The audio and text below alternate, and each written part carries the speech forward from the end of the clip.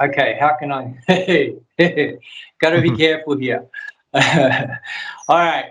So the written teachings, they're useful, and particularly in Theravada Dhammayut, we regard the Pali Canon as closest to the original teachings as there can be. Can we say that any written teaching is 100% accurate? That it's 100%, 110% what the Buddha said or what everything said? No, it's unrealistic to kind of expect that, right? And Right. Since the written teachings have come to the fore, there's always been argument within the Buddhist tradition, in the Sangha and monks and lay people, whether the teachings are authentic or not authentic, and this and that and this and that and this and that. So written teaching has its place, though, because like everything else, like I think the written teaching, it's kind of like when you play, when you learn an instrument, you start off with learning the necessary books. Sure. But what's hoped is that you get to a point where you actually throw the books away. Right. Where your mechanics and your structure come in place and you've learned the skill, and then your skill mixes with your intuitive wisdom and your creative and the creative faculty, like your intellectual faculty and your wisdom faculty, and you're able to produce the music without looking at one page in the book, right? So there's that factor, which is what we call the practice of, right? Now, I guess, a lot of teachers in my tradition anyway, they say not to read too much. They say to actually, like my teacher that I usually stay with, he actually locked the library. He won't let the monks go into the library anymore.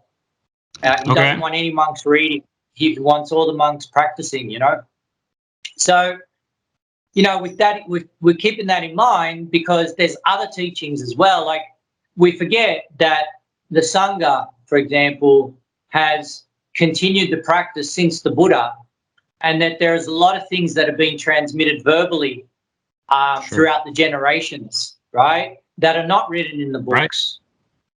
Right. And we also have to appreciate there are monks and there are lay people who have attained, one of the a stage of the Arya path, and they've been arahants ever since the Buddha, right?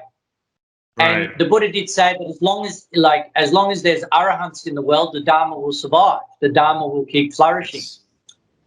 And when an arahant, see, this is the thing, an arahant has final knowledge the same as a Buddha, as a Sammasambuddha. The difference between a Sammasambuddha, Gautama Sambuddha, and an arahant is Gautama has a lot more perfections. He's perfected every single perfection there is. He's learned every single dharma, every single thing there is to some extent, right? As much as can be. An arahant doesn't need to do that because the arahant has the essence of the Four Noble Truths and has the essence of Buddha's dharma. So an arahant doesn't necessarily have to perfect all the perfections like a Sammasambuddha. But essentially the final knowledge is the same. So if you meet an arahant, that arahant has attained full dharma as well. So whilst that full dharma might not be exactly expressed in the same way as the Pali Canon as the Buddha did, I mean, if you met Sariputta, would you say, "Oh, Sariputta, your dharma is not good enough"? Or Mahamoggallana, "No, I'm going to listen to the Buddha"?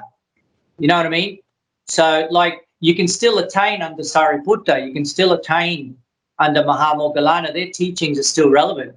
So any arahant that has come after the Buddha has attained final knowledge as far as I'm concerned. And this has been transmitted in a different way in the Sangha throughout the centuries. So this is a teaching that's not written in the books at all,